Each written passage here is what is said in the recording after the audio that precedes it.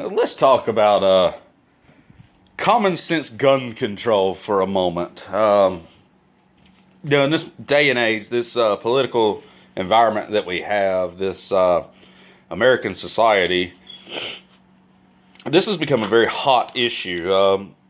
I've briefly discussed it in the past in several different venues at my take on it, and I'm just going to pretty much summarize and drive it home, really and truthfully.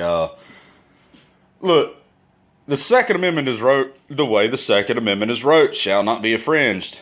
These are your certain unalienable rights given to you by your Creator. The right of free speech, the right of free press, the right to bear arms, so on and so forth and so forth.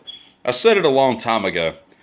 They wrote First Amendment, freedom of speech, and then Second Amendment is the right to bear arms, because if someone comes in and tries to infringe either of the two, you have a way to protect yourself from that. Now, in this modern day and age, with all of these mass shootings that have been going on, the issue's hot right now. I mean, it is literally red hot like a fire poker. And I'm just going to try to drive it home on this whole common sense gun law thing for everybody. It is super, super common sense. As it being a right, everyone is entitled to it. Meaning, it doesn't matter if you're for it or you're against guns. Everyone has a right to a gun. It doesn't matter if you believe in more stringent background checks. Actually, that's an infringement upon a right. You're then scrutinizing somebody and trying to disqualify them from a God-given right to protect and defend themselves, to protect and defend their homeland, to protect and defend their property, their person, whatever the case may be. And this is the thing, a lot of gun control owners, or a lot of, both sides of it, people who own firearms all want more stringent background checks. Well, that's all fine and dandy until you find yourself in a situation where you're court-ordered for a psychological evaluation. And don't think it won't happen to you, because I'm an individual to sit here and tell you, I was court-ordered to undergo a psychological evaluation for walking down the road.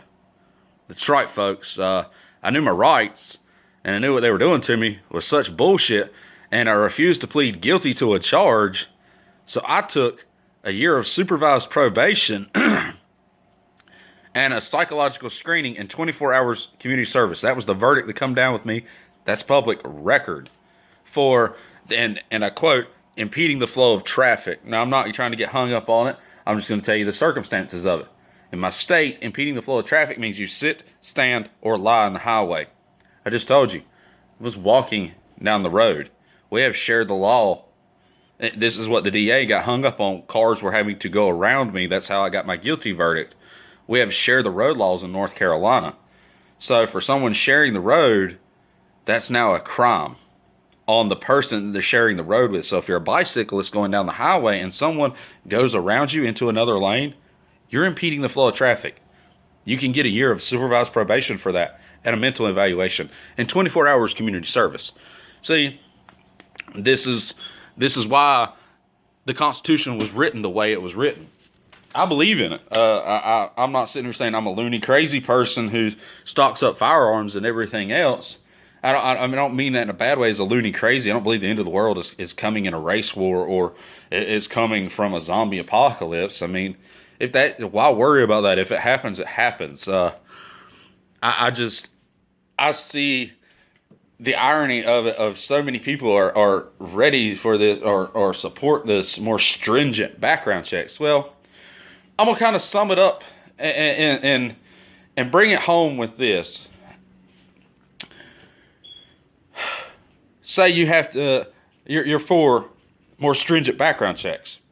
Well, now you have to go get a psychological evaluation before you can buy a firearm. That's an infringement upon your right. Say that goes to all gun owners now.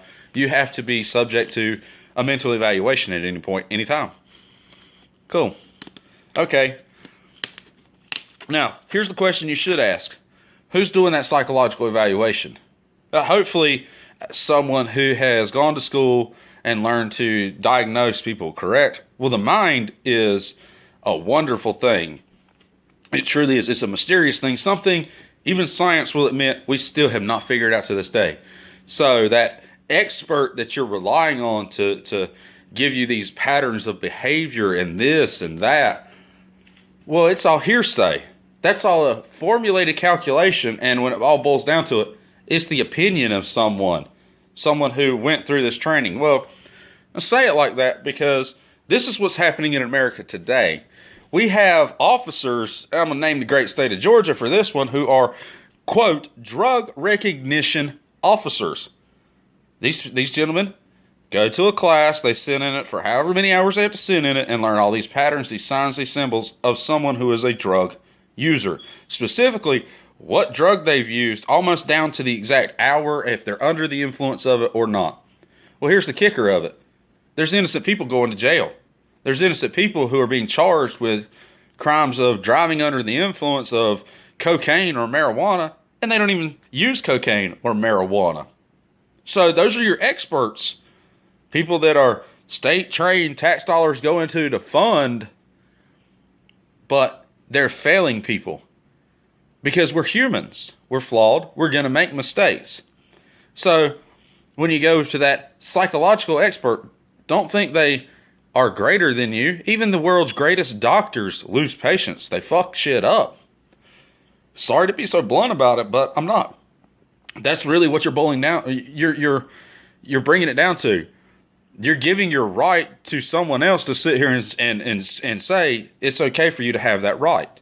When in fact, it's already a God-given right. It's laid out before you in the Constitution. If you ask me, that's a backdoor way into infringement upon your rights. But, it's really going with the times these days. If you make common sense, if you make something very simple and straight to the matter, people are going to come in and have to overcomplicate it. And that's the case with this. When it's literally as simple as that. It's a right.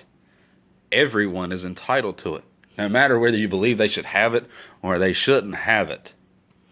It's their right.